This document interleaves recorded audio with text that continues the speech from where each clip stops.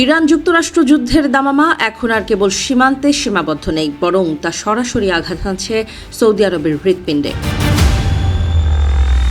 মধ্যপ্রাচ্যের আকাশে বারুদের গন্ধ আর যুদ্ধের ঘনঘটা।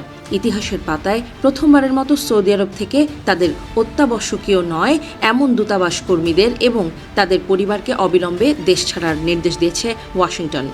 যুক্তরাষ্ট্রের এই বাধ্যতামূলক সরিয়ে নেওয়ার নির্দেশ স্পষ্ট করে দিচ্ছে পরিস্থিতি এখন নিয়ন্ত্রণের বাইরে চলে গেছে।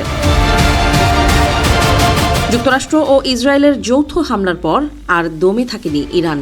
সুপ্রিম লিডার আয়াতুল্লাহ আলী খামেনির মৃত্যুর পর তেহরান যে কঠোর প্রতিশোধের শপথ নিয়েছিল তার প্রথম প্রতিফলন দেখা গেল সৌদি আরবের মাটিতে।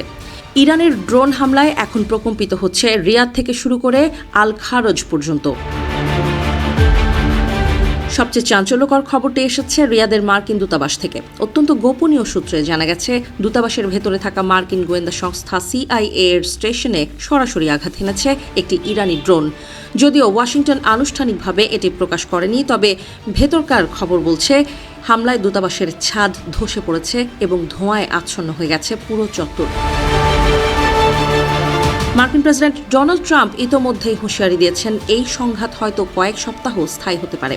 অন্যদিকে স্টেট ডিপার্টমেন্ট তাদের ট্রাভেল অ্যাডভাইজারিতে স্পষ্ট করে বলেছে নিরাপত্তা ঝুঁকির কারণে কোনো আমেরিকান নাগরিকেরই এখন সৌদি আরবে থাকা নিরাপদ নয়।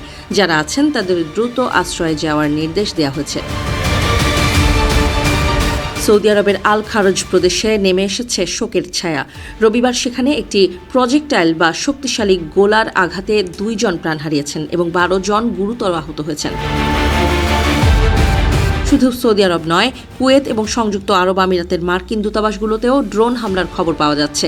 ইরানের এই ড্রোন প্রযুক্তি এখন পারস্য উপসাগরীয় অঞ্চলে মার্কিন আধিপত্যের জন্য সবচেয়ে বড় আতঙ্ক হয়ে দাঁড়িয়েছে। মধ্যপ্রাচ্যের আকাশ এখন ড্রোনের দখলে। বাহরাইন ও কাতারের মতো দেশগুলোতে মার্কিন সামরিক ঘাঁটি থাকায় প্রবল আতঙ্কে দিন কাটছে। যদি এই যুদ্ধ পূর্ণ মাত্রায় শুরু হয় তবে পুরো মধ্যপ্রাচ্য একটি আগ্নেয়গিরিতে পরিণত হবে, যার লাভা গ্রাস করবে সারা বিশ্বকে।